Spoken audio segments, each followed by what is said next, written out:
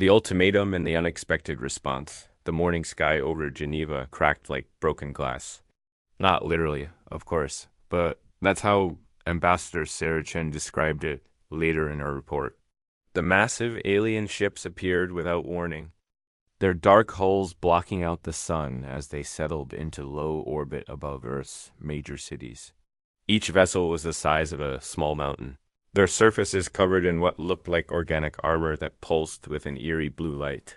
Sarah stood at the window of the United Nations headquarters, sipping her coffee and watching the ships hover silently above Lake Geneva. Around her, diplomats and officials ran in circles, shouting orders and demanding answers that nobody had. Emergency alarms blared throughout the building, but Sarah remained calm.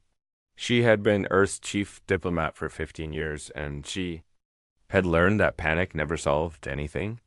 "Ma'am," called Captain Marcus Torres, the head of Earth's defense force. He was a tall man with graying hair and the kind of steady presence that made people feel safe during emergencies.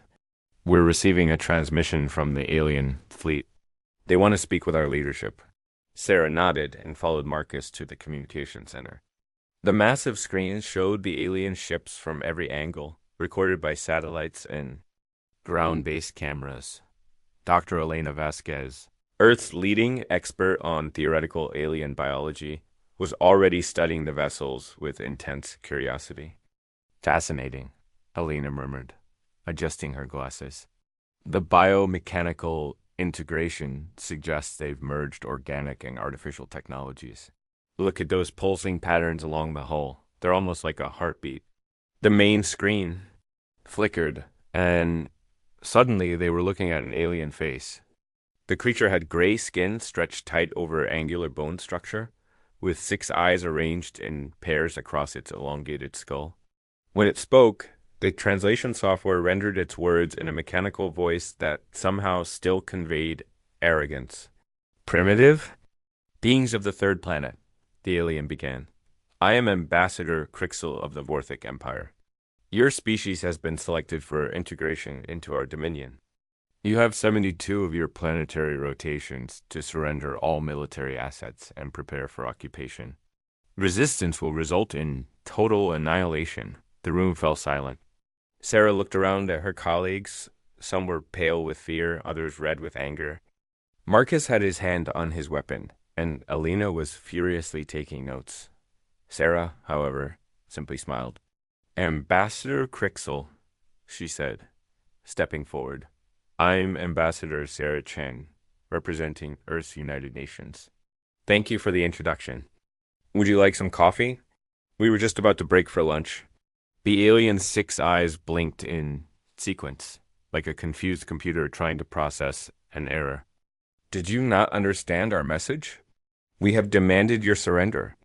"Oh, we understood perfectly," Sarah replied cheerfully. "But it's nearly noon and we never conduct important business on empty stomachs. You're welcome to join us in the cafeteria. Chef Roberto makes excellent sandwiches." Ambassador Crixel's mouth opened and closed several times without producing sound. Behind him, other aliens could be seen gathering around communication stations, apparently trying to figure out if their translation systems were malfunctioning. "This is not how conquered species typically respond," Crixel finally managed to say. "Well, we're not conquered yet," Sarah pointed out reasonably. "And we're certainly not going to be rude to visitors." "Marcus, would you mind setting up the conference room for our guests? Elena, can you prepare some informational materials about Earth? I think our new friends might enjoy learning about our culture." Captain Torres looked at Sarah as if she had lost her mind, but he had worked with her long enough to trust her judgment. "Right away, Ambassador. Should I tell the kitchen to prepare for non-human guests?" "Good thinking. Better make it a buffet. We don't know their dietary requirements yet." Dr. Vasquez was already pulling up files on her tablet. "I'll prepare a cultural overview presentation. Should I include information about our agricultural systems? They might find our food production methods interesting." Ambassador Crixel's image flickered as he apparently consulted with others off-screen. When he returned his attention to the humans, His expression was utterly bewildered. You are either incredibly brave or completely insane. Probably a little of both, Sarah admitted with a laugh. But that's what makes us human. So, lunch? The communication ended abruptly, leaving the humans staring at a blank screen. The room erupted in voices as everyone tried to speak at once. Ambassador Chun, what are you doing? Demanded the French representative. They're threatening to destroy us. And we're inviting them to lunch, Sarah replied calmly. It's called diplomacy. Marcus stepped closer to Sarah, lowering his voice. Sarah, I hope you know what you're doing. Our long-range sensors show at least 50 more ships approaching from deep space. This could be the entire invasion fleet. Sarah nodded thoughtfully. Then we'd better make sure we have enough sandwiches. Over the next few hours, something unprecedented happened. While governments around the world prepared for war, the staff at the UN headquarters prepared for the most unusual diplomatic dinner in human history. Chef Roberto, a jovial Italian man who had been cooking for diplomats for 30 years, took the challenge in stride. Aliens, huh? He said, sharpening his knives. Well, food is a universal language. I'll make everything mild. Don't want to upset their stomachs on the first meeting. Meanwhile, Dr. Vasquez worked with a team of scientists to create a presentation that would introduce Earth's culture to their visitors. She included information about human art, music, sports, and most importantly, food traditions from around the world. If they're going to judge us, Alina said, they should know what they're judging. The alien ships remained silent for the rest of the day. No additional threats were broadcast. No demands for immediate surrender. Long-range sensors detected the approaching reinforcement fleet, but they seemed to be holding position at the edge of the solar system. That evening, as the sun set behind the alien ships, Sarah received a message. Ambassador Crixel's face appeared on her personal communication device, but this time he seemed less threatening and more confused. Ambassador Chen, he said slowly, we have reviewed your ... invitation. This is highly irregular. In the 3,000 years of Vorthic expansion, no species has ever responded to our ultimatum with an offer of food. Really? Sarah asked, genuinely surprised. What do they usually do? They surrender immediately, or they attack us, or they attempt to flee. Your response is ... unprecedented. Sarah smiled. Well, we humans like to do things our own way. The invitation stands. Ambassador. Tomorrow at noon, conference room, we'll have a full spread prepared. Crixel was quiet for a long moment. Very well. I will attend this ... not meal. But I warn you, this changes nothing. You still have 71 rotations to surrender. Of course, Sarah agreed. But there's no reason we can't be civilized about it. The next morning, the conference room at the UN headquarters was transformed. Long tables groaned under the weight of food from every continent on Earth. Italian pasta, Japanese sushi, Mexican tacos, Indian curry, American barbecue, French. Pastries and dozens of other dishes filled the air with amazing aromas. Translators, scientists, and diplomats from around the world gathered to witness first contact over lunch. Ambassador Crixel materialized in the center of the room using some kind of teleportation technology. He was taller than he had appeared. On screen, nearly 7 feet, with long arms that ended in 4-fingered hands. His gray skin had a subtle texture that reminded Sarah of tree bark, and his movements were unnaturally smooth. Welcome to Earth, Ambassador, Sarah said, stepping forward with her hand extended. I'm glad you could make it. Crixel stared at her outstretched hand for several seconds before carefully extending his own. The handshake was awkward but not unpleasant. This is highly irregular, he repeated. So you keep saying, Sarah replied cheerfully. But irregular doesn't have to mean bad. Come on, let me show you around the buffet. What followed was perhaps the strangest diplomatic event in human history. Ambassador Crixel moved through the room like a curious tourist, examining each dish with scientific interest. Dr. Vasquez followed beside him, explaining the origins and cultural significance of various foods. This is pizza, Elena explained, pointing to a steaming slice. It originated in Italy, but has become popular worldwide. The tomato sauce represents our agricultural innovation. The cheese shows our mastery of food preservation, and the various toppings demonstrate our cultural diversity. Crixel produced a small device and scanned the pizza. Fascinating. Your species has developed remarkable food preparation techniques. This temperature control and ingredient combination suggests significant technological advancement. And this, Sarah added, picking up a chocolate chip cookie, is what we give the children to make them happy. For the first time, Ambassador Crixel's stern expression softened slightly. You have specific foods designed to create emotional responses? Oh, yes, Sarah said, taking a bite of the cookie. Food isn't just about nutrition for us. It's about comfort, celebration, love, community.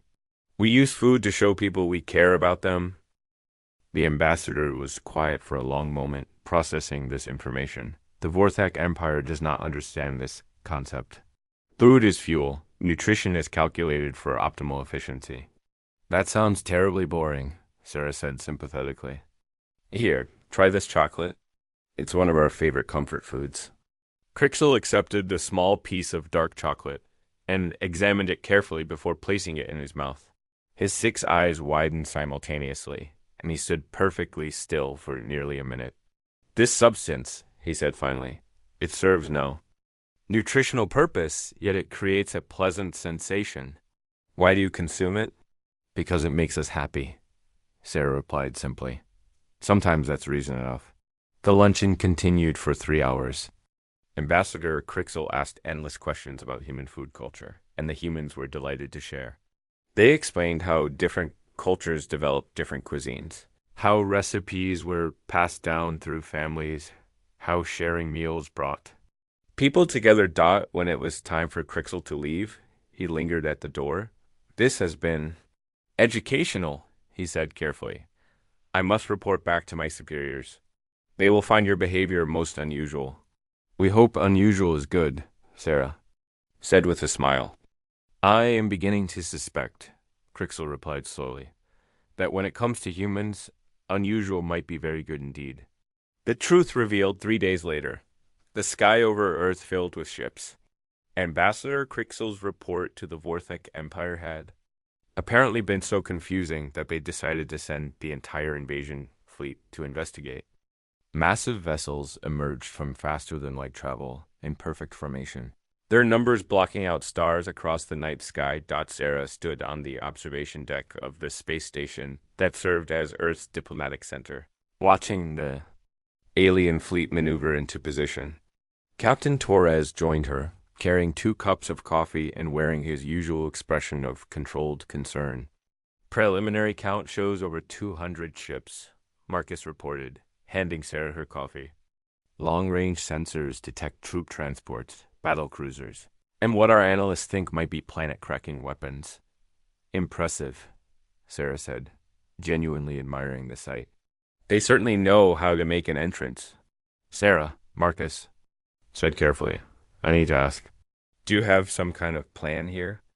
Because from where I'm standing, it looks like we're about to be invaded by an empire that could turn Earth into space dust. Sarah sipped her coffee thoughtfully. Marcus, what do you know about the Vorthak Empire? Not much. Dr. Vasquez has been studying their technology based on Ambassador Crixel's ship. She says they're incredibly advanced, possibly thousands of years ahead of us in most areas. And yet, Sarah mused, they've never encountered a species that responded to threats with lunch invitations. Doesn't that strike you as odd? Before Marcus could answer, the communication system activated.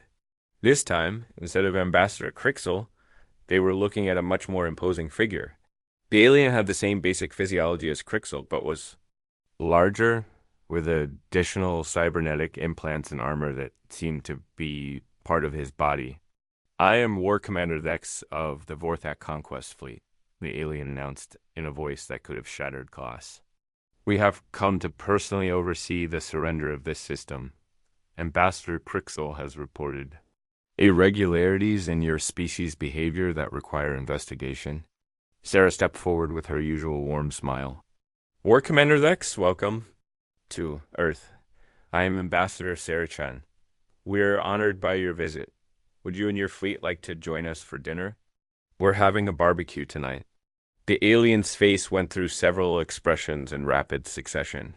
Confusion, anger, bewilderment, and finally something that might have been curiosity. You are inviting a conquest fleet to a social gathering? Of course, Sarah replied as if this were perfectly normal. You've traveled such a long way to visit us. The least we can do is offer you a good meal. We're grilling steaks, corn on the cob, and Elena has made her famous potato salad. There's also going to be live music. War Commander Lex turned to consult with someone off-screen, then returned his attention to the humans. This is exactly the behavior Ambassador Crixel described. Your species appears to be incapable of recognizing threat displays. Oh, we recognize them, Sarah said cheerfully. We just don't see the point in being rude about it. You're here? We're here, so why not make the best of it? Dr. Vasquez stepped into view, carrying her ever-present tablet and wearing her most enthusiastic scientist expression. War Commander Lex, I've been studying your ship designs, and they're absolutely fascinating. The biomechanical integration is unlike anything in our database. I'd love to discuss the technological principles with your engineering teams. You wish to study our military technology? Lex asked, clearly suspicious. From a purely scientific perspective, yes, Elena replied. The advancement in your propulsion systems alone represents centuries of innovation. We could learn so much from each other. We are not here to share technology, Lex said firmly.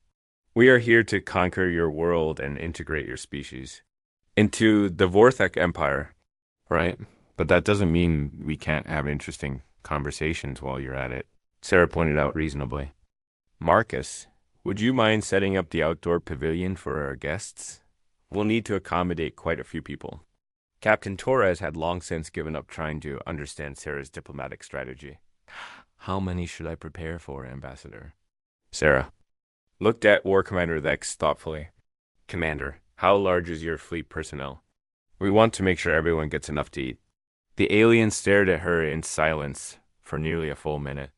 You are attempting to feed 200,000? Conquest soldiers. Well, yes, Sarah said, as if this were obvious. It wouldn't be very hospitable to invite some of you and not others. Don't worry about dietary restrictions. We've prepared a variety of options based on what Ambassador Crixel seemed to enjoy. This is madness, Vex muttered, but there was less conviction in his voice than before. Over the next few hours, something unprecedented happened across the Vorthak fleet.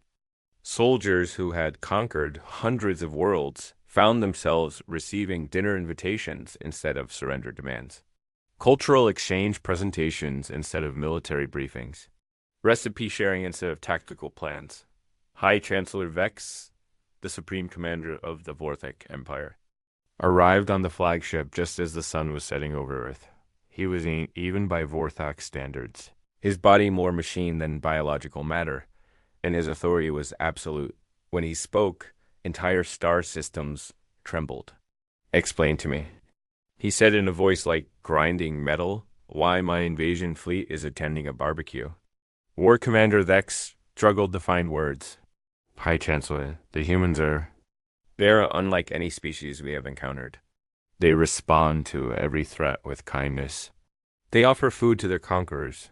They wish to learn from us rather than fight us. This is psychological warfare, Vex declared.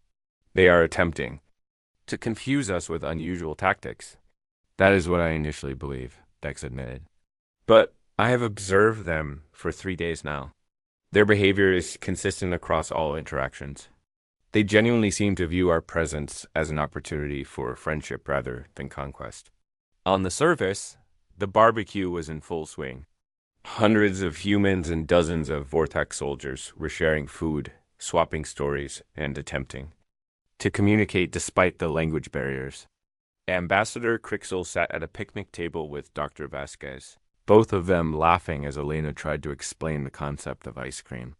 The frozen dairy product serves no nutritional purpose, Trixel said, but he was eating his third bowl of chocolate chip cookie dough flavor. That's exactly the point, Elena replied happily. It's pure joy in edible form. Nearby, a group of Vorthek engineers were deep in conversation with human technicians about sustainable energy systems.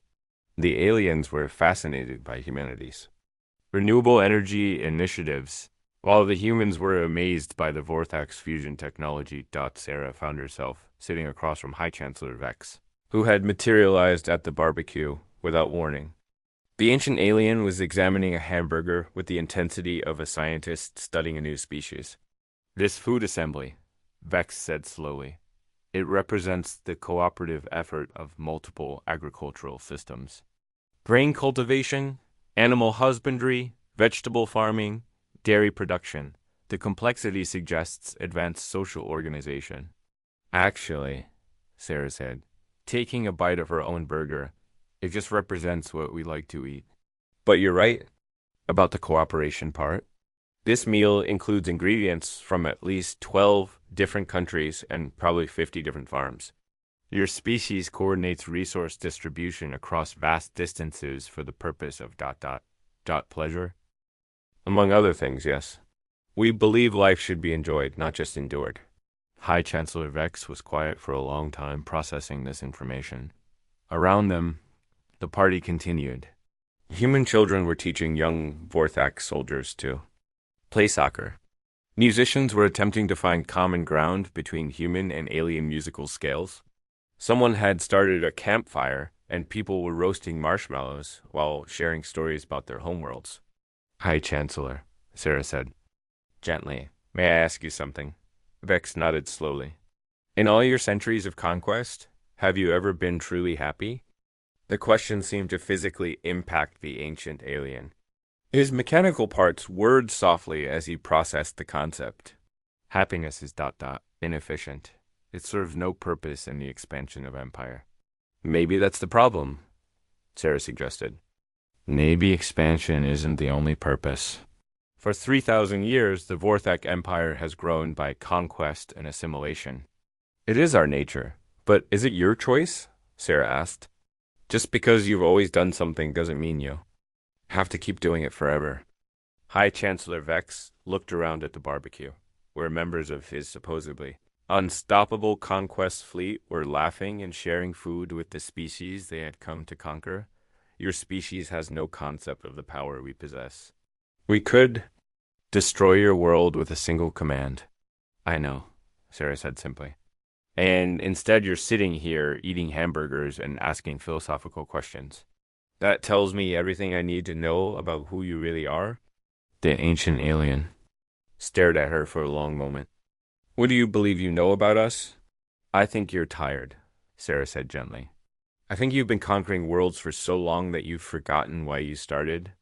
I think you're looking for something that conquest can't give you, and that's why you're still here talking to me instead of ordering the invasion to begin. High Chancellor Vex was silent for nearly 5 minutes, watching his soldiers interact with humans. When he finally spoke, his voice was softer than before. What is it that you believe we are seeking? Sarah smiled and handed him a s'more. Duh. Same thing everyone wants. To be understood. To belong somewhere. To matter to someone other than yourself. The High Chancellor examined the combination of graham crackers, chocolate, and roasted marshmallow. This food serves no nutritional purpose. Nope, Sarah agreed. But it makes people happy, and sometimes that's the most important purpose of all. As the night wore on, something remarkable happened. The Vorthak fleet, which had come to conquer Earth, instead found itself being conquered by something far more powerful than any weapon, genuine human kindness. Soldiers who had known only war discovered the joy of friendship. Leaders who had ruled through fear experienced the warmth of acceptance. When the barbecue finally ended, High Chancellor Vex stood before the assembled crowd. Citizens of Earth, he said, his ancient voice carrying across the gathering. The Vorthak Empire came here to add your world to our dominion. Instead, you have shown us something we had forgotten existed. He paused, looking around at the faces both human and alien. We withdraw our ultimatum. Your world will remain free. But would you be willing to teach us more about this thing you call happiness? The cheer that went up from the crowd could probably be heard on the nearest alien ship. As the Vorthak fleet prepared to leave, they did so not as conquerors, but as friends. They carried with them recipes, music, art, and, most importantly, the memory of a species that had chosen kindness over conflict. Ambassador Crixel was the last to leave. He stood with Sarah on the observation deck, watching the ships prepare for departure. You knew, didn't you? He asked. You knew we wouldn't attack. Sarah smiled. I hoped. Sometimes hope is all you need to change the entire universe. Yeah. Vorthak Empire will never be the same, Crixel said. We will spend centuries learning to be something other than conquerors. And we'll be here to help if you want us to be, Sarah replied. After all, that's what friends do. As the last alien ship disappeared into faster-than-light travel, Sarah remained on the observation deck, sipping her coffee and watching the stars. Marcus joined her, carrying the inevitable second cup. So, he said, settling beside her, did you always know that would work? Sarah laughed. Marcus, I had absolutely no idea if it would work. But I knew one thing for certain. If we were going to be invaded, we were going to be invaded by friends, not enemies.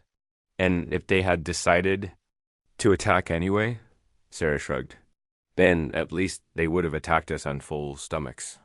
Sometimes the best you can do is make sure everyone's well-fed and happy before the universe ends. Marcus shook his head, but he was smiling.